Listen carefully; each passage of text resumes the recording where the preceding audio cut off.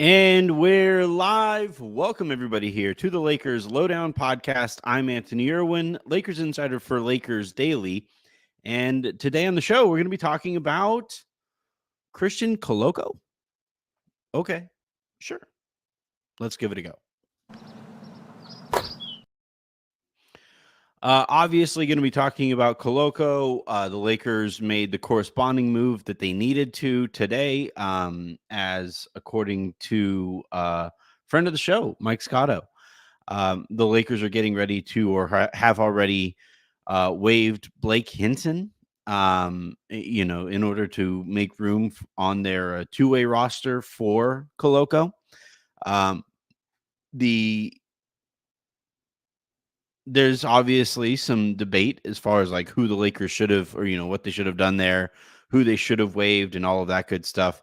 And we'll get to that. I think over the course of the show. Obviously, we also have it is a Sunday evening, and that means that this episode will be running on a Monday. And for alliteration purposes, we have a mailbag that I have to dive into. I already saw that we have a question from the iTunes reviews. Shouts to you for helping us with that. Those things really do help the show and the iTunes algorithm. We also have a few questions that I got from Twitter. And then for those of you who were watching live, whether it's on YouTube, where youtube.com/@Lakers Lounge is where you can find the show there, or on my personal Twitter at Anthony Irwin LA, where you could follow along there. If you're watching on Twitter, YouTube is a little bit better for the show. So if you guys want to, make the jump and subscribe to the show, we would appreciate that. But if you guys have questions or comments as you guys are watching live on Twitter or on YouTube, I will get to those over the course of the show as well.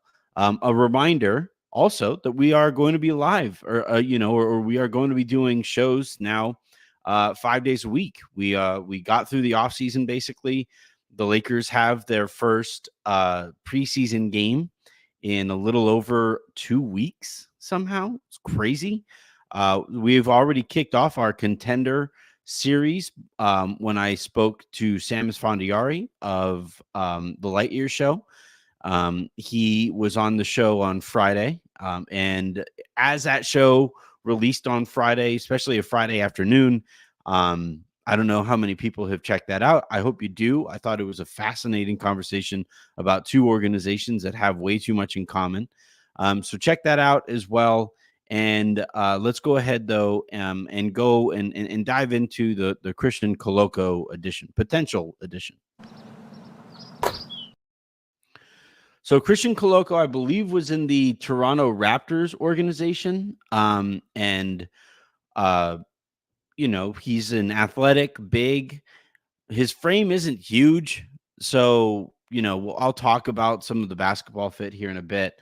But he showed some promise, looked like things were going pretty well for him. Then he dealt with a medical situation that forced him out of the NBA, and he was playing abroad. And I guess has been playing long enough and well enough and feeling well enough that he wanted to give the NBA a shot again. At that point, he was speaking to a few different teams, according to reports, and wound up signing a deal. Initially, when I heard that there was kind of a little bit of competition for this guy, he was an NBA player, and he showed some stuff at times in Toronto. I wouldn't say I was blown away by the film that I've seen, and that stuff. Like there are definitely some holes in his game. But it's another big after Christian Wood went down, and he'll compete with Colin Castleton for minutes on the parent team. And those two guys will compete with Jackson Hayes in training camp to see who gets the nod as the team's backup center. And we'll see kind of how training camp goes and what decision gets made as the Lakers try to iron out a position that they were already thin at before Christian Wood needed surgery. But so, yeah, Koloko comes back. And when I heard that there was some competition for him, I thought that perhaps it was going to be an NBA deal. The Lakers don't have a roster spot, and I was kind of curious what the Lakers would do in order to open a roster spot for Koloko. They wound up not needing to do that, and they signed him to this two-way deal. But that does, however, mean that they needed to waive one of their two-way guys. Their options were Blake Hinson, Colin Castleton, and I think it's Armel. I hope I'm saying his name correctly. Armel Traore. He's French. So that was I personally would have waived Traore. I'm like just not really impressed with his game all that much. The Lakers instead decided to waive Hinson, who I actually kind of liked watching him play. Now he's a god awful defender, needs to improve athletically and in terms of conditioning, but he does have, I think, like an NBA skill right now. He's a very good shooter, has a nice quick release, thinks like a shooter. I don't think he would have. I would hope he wouldn't have played this year for the Lakers. And there's a possibility here that, you know, he either signs with the South Bay Lakers or comes back later. The Lakers kind of cycled through their two-way guys last year. So if they do decide to give Hinson another look, you could waive Traore, you could waive Castleton, you could waive even Koloko if things aren't going very well. There is, I think it does need to be pointed out with Koloko that he needs to pass an NBA physical because of the medical situation that he had before. I think it was like a heart situation. Yeah, it was like a blood clotting situation. So the league needs to clear him in order for him to join the Lakers officially. And I will see if and when he passes that physical and he's able to join the Lakers. You know what that looks like. I would imagine the Lakers wouldn't have waived Hinson if it looked like Koloko wasn't going to be able to you know, make it back into the NBA. I just want to like the thing with Hinson is like basically you're asking Hinson to improve athletically and become a better defender, or you're asking Traore to learn basketball, because I don't think he has great basketball instincts. And you know, either one is a gamble. I don't think this is the end of this situation. Altogether possible that Hinson winds up being a Laker anyway at some point down the line. You know, whether that's a two-way situation or again, like the South Bay Lakers give him a spot. You know, that's still on the table. And I think that's probably the likeliest outcome. Now, according to I got to see who broke this news. I think it was Scotto again. Yeah, it was Scotto who reported that the Lakers were waiving Blake Hinson. You know, he already has a bit of a market. Now, you know, I don't. You would never hear a reporter say so and so will have zero market, because that would piss off an agent and all of that stuff. So you always got to be kind of, you know, cognizant of the tactics in this kind of industry. And just like, you know, with Koloko, right? When it was, well, there's you know, some competition to sign this guy. I took that to mean that it would take a certain kind of deal to get him on an NBA team. The fact that he signed at a you know, a two-way deal would indicate to me that okay, there was some competition maybe to sign him on a two-way, but I don't think it was like, you know, the craziest competition to go out. There was some kind of sweepstakes for Christian Koloko. So that's where things kind of stand right now.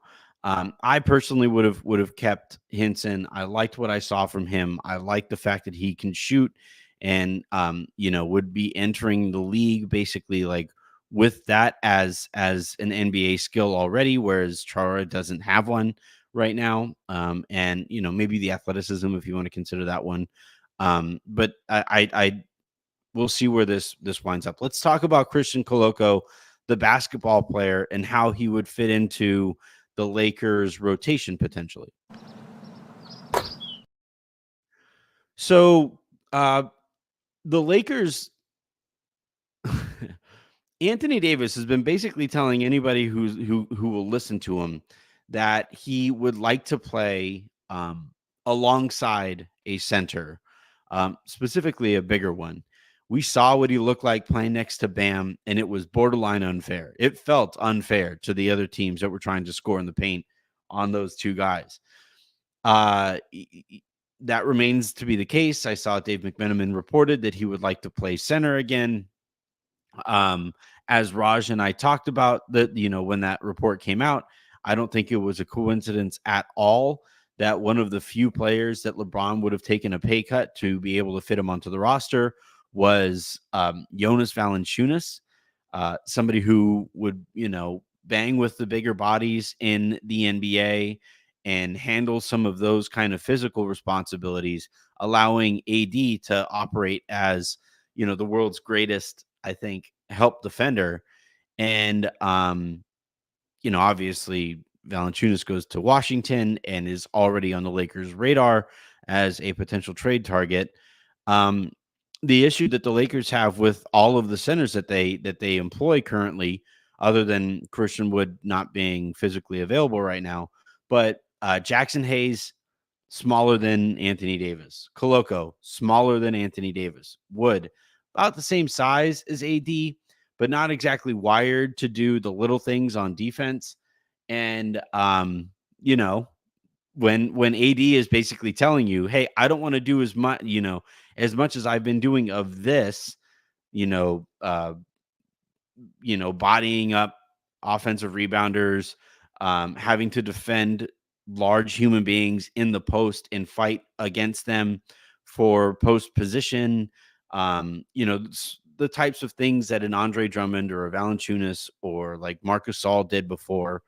Like AD would like to be able to operate more as a power forward, and that that percentage of minutes played at certain positions would swing back a little bit in favor of power forward and center. Right now, basically 99% of his minutes basically come at the center spot, and I think he would like to bring that number down to like 85%, my guess.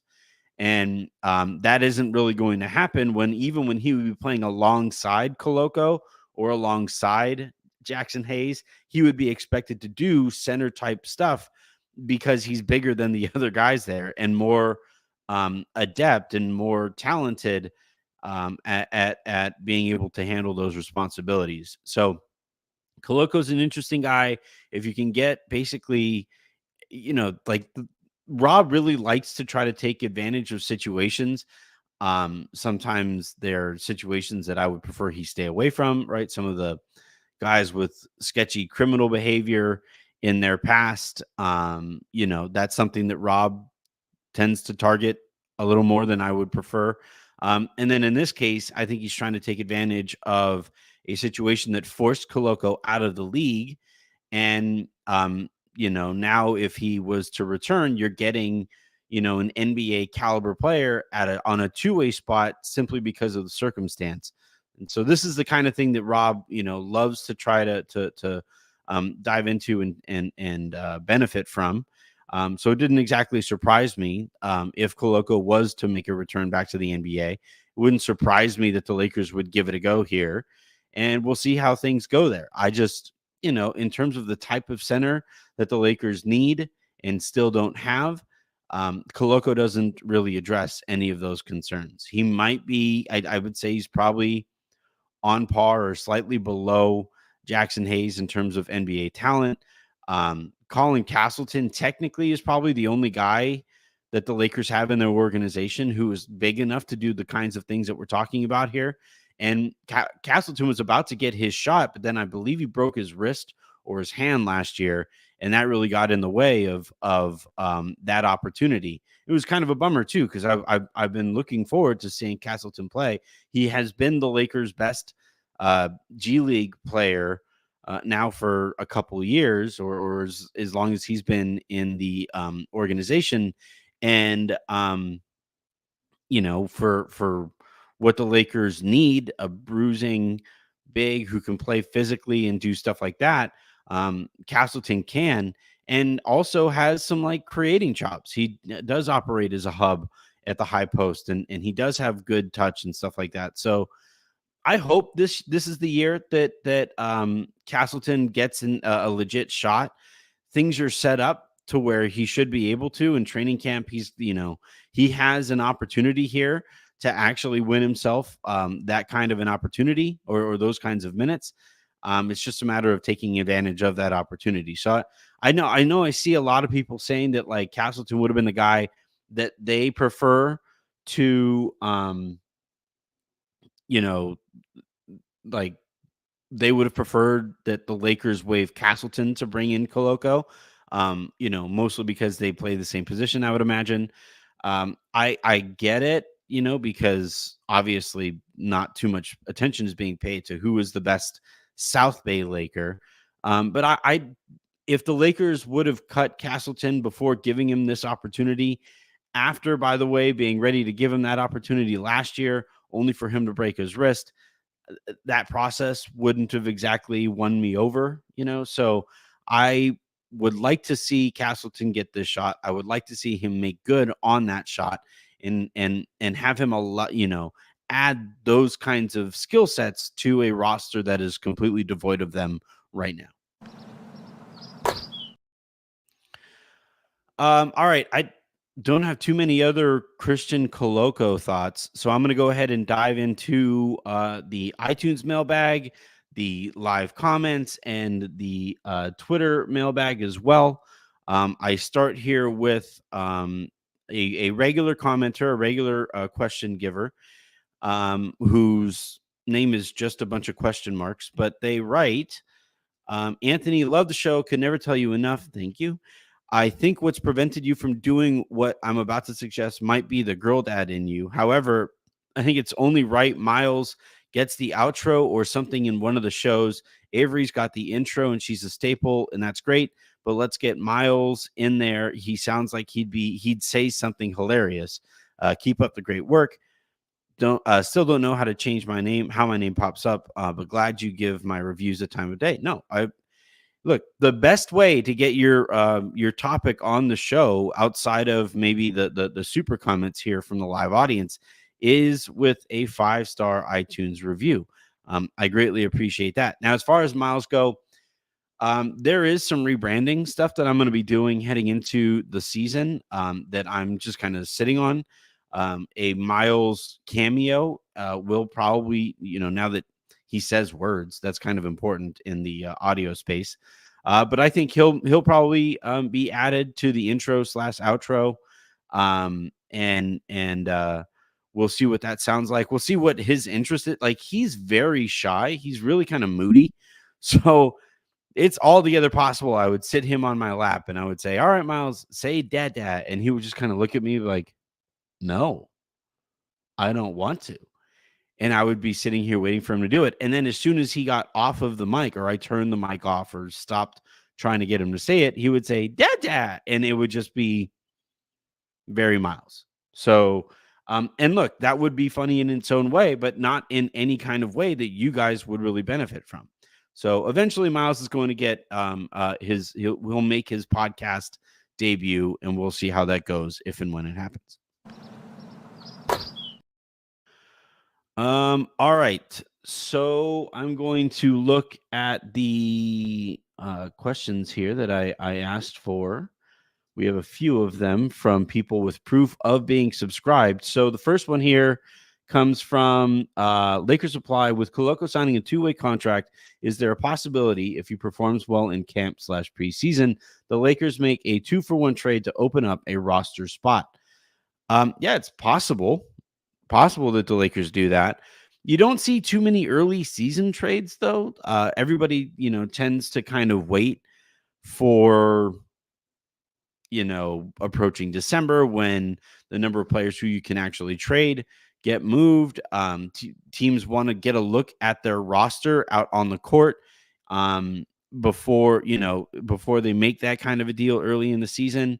So, like, if Koloko comes in and absolutely blows everybody away, then they'll just use up his two-way days that he can actually spend in the NBA, and then from there, once you run out of those, you now, or once you've seen enough, or you have enough data sample where you find out that that performance is real, then you maybe look into moving two of those guys to open up a roster spot.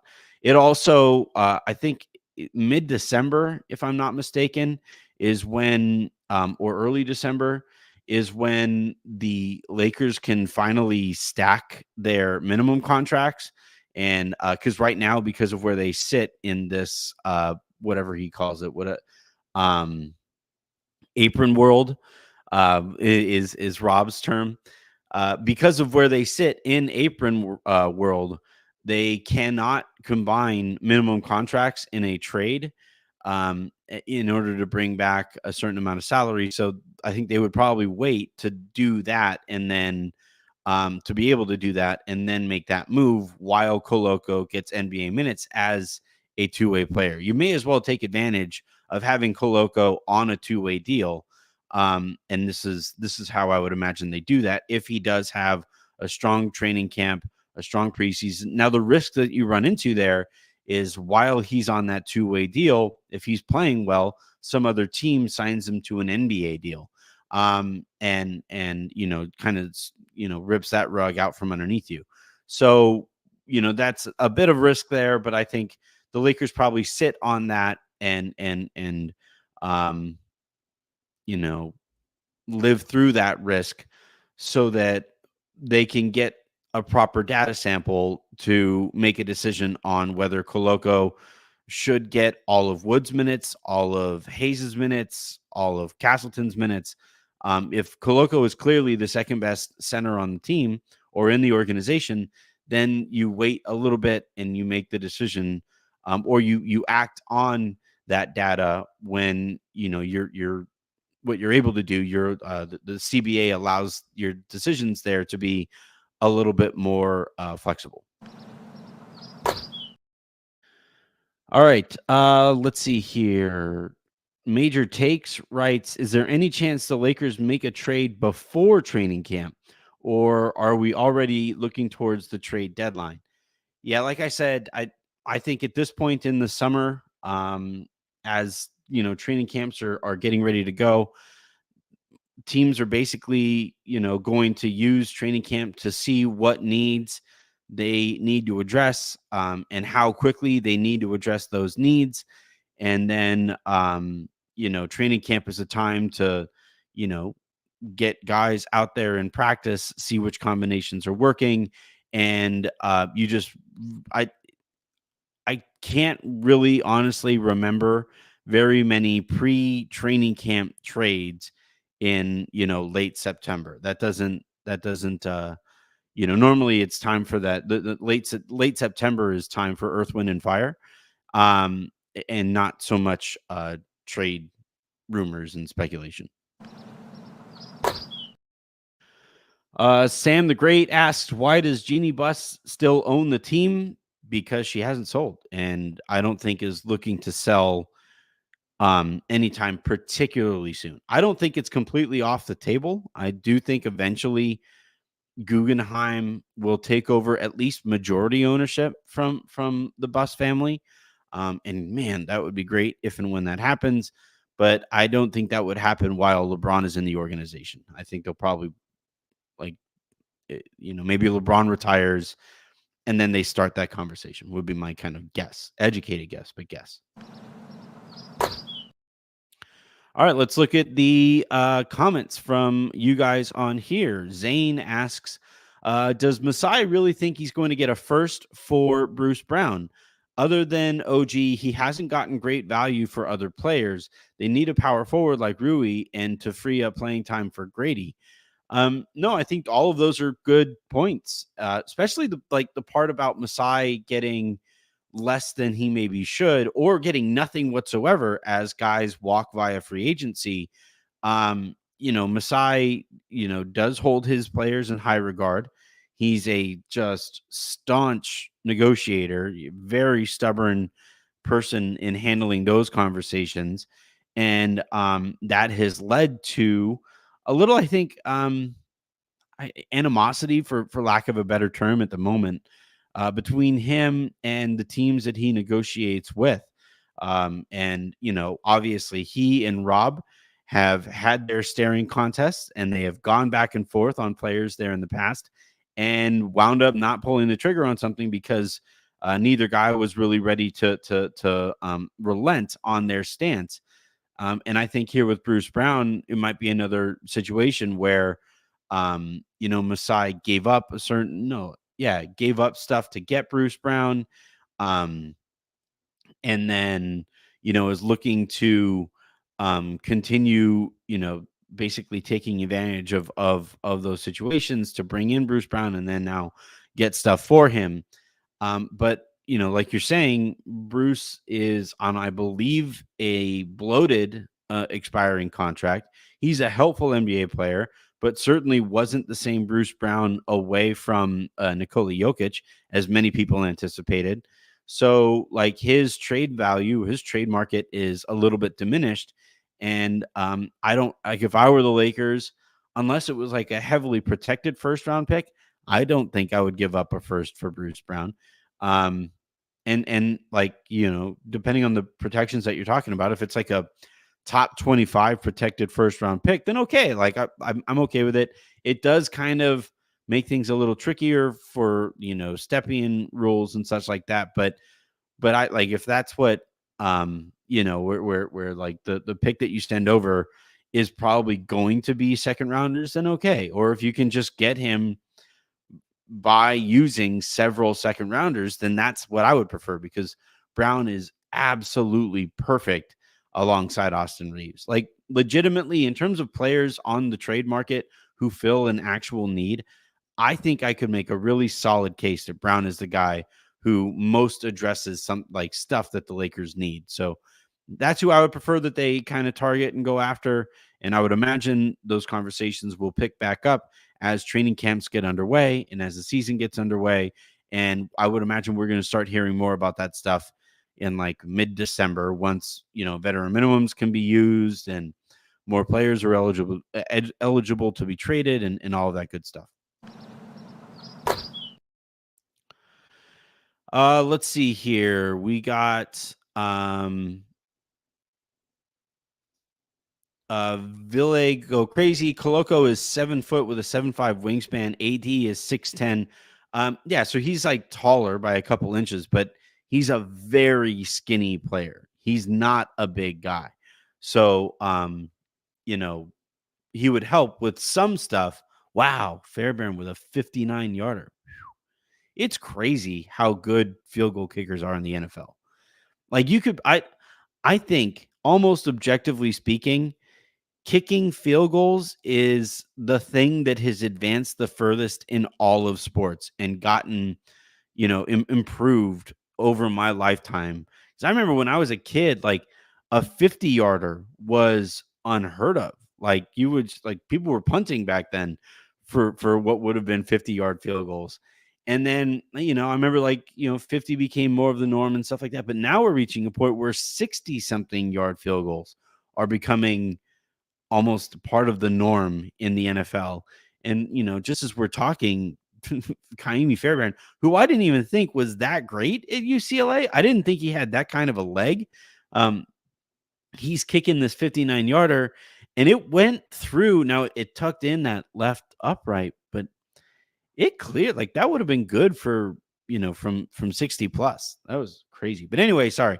My point is more with Koloko and with Hayes and with Wood, that that either they are not physically equipped to do the types of things that AD doesn't want to keep doing as a center, or wired to do them, right? In Wood's case, he is probably big enough to do some of that stuff, just doesn't really like doing it, and just doesn't. And then, Castleton, I think, is big enough to do it. We just don't have any proof that he would actually do it at the next level. And then, with Koloko and with Hayes, those guys just aren't big enough to body a Valanciunas or body a Jokic or body an Embiid. And that's the kind of big that I think Anthony Davis would prefer the Lakers add.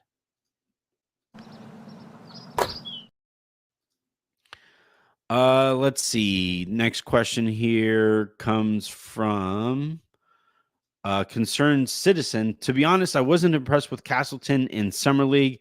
Didn't see much progress from him last year. Ideally, would get a backup center better than Colin and Koloko. Well, that last point, 1,000,000,000% agree. like, like I 100 zillion agree that that the Lakers need a better backup than they currently have. They needed one last year, and then the guy who is probably the most talented backup that they have is not going to be available for the first, few weeks of the season, and we'll see what he looks like coming off of surgery and recovering in the season. So we'll see there. But with the Castleton stuff, I get some of the frustration, and Lakers fans, I'm old enough to remember Jay Huff, right? And how he was always the name that came up. Why isn't Jay Huff getting a call, or why isn't he getting an opportunity? Why isn't he this and why isn't he that? And but now Huff is no longer in the Lakers organization and may not even be in the NBA. I think he might either be playing in abroad, or if he is in like the NBA universe, it's in some other G League team. So with Castleton, he's a bigger guy, thicker guy. And I also was hoping to see a little bit more from him in the summer league, especially compared to the previous summer. And it just wasn't quite there from what I saw. He, the one thing I'll say, not to defend Castleton, but he's not the kind of big that is going to fare all that well in summer league. Like the kinds of bigs that play well in summer league are the kinds that like you can just throw a lob up to the rafters and have them go up, catch it, and dunk it. Castleton doesn't quite do that. He is much of a more of like a skill type big, passing type big, and just I don't think saw the ball enough. The other thing too with bigs in the NBA in general, and especially in summer league, is the art of the entry pass has basically freaking died. It is unbelievable how bad the NBA is at that. And for somebody like Castleton, who would be catching the ball in the post, catching the ball in the high post, if you can't get the ball because your teammates are not capable of throwing that kind of a pass, then what are you going to do? So I am probably going to be very hard on Castleton in the moments that we see him, because of the opportunity that lays ahead of him, and because of the need that the Lakers have, the desperate need that they have at his position. So we'll see how that goes. All right. I got to do this one. Yeah. All right. I'm going to go ahead and I'm going to go ahead and call this one here. Enjoy the rest of my Sunday evening. I will be breaking this up into two shorter parts, so it'll only have like the one mid-roll or whatever. And then, picking right back up on, on Monday, and from there on out with more of these daily shows, whether it's player re-previews, whether it's the contender series, whether it's, we get some more news as we enter camp, where I think the news cycle is going to pick up a little bit, and the rumor cycle is probably going to pick up a little bit. So I'll be talking about that stuff as well. So until then, and until the next time you hear from me, I'm Anthony Irwin saying, have a great rest of your day, make somebody else's, and because you guys are going to be listening to this on a Monday morning, happy birthday, happy second birthday to little man Miles and that crazy attitude that he has. Love you, bud. Talk to everybody soon.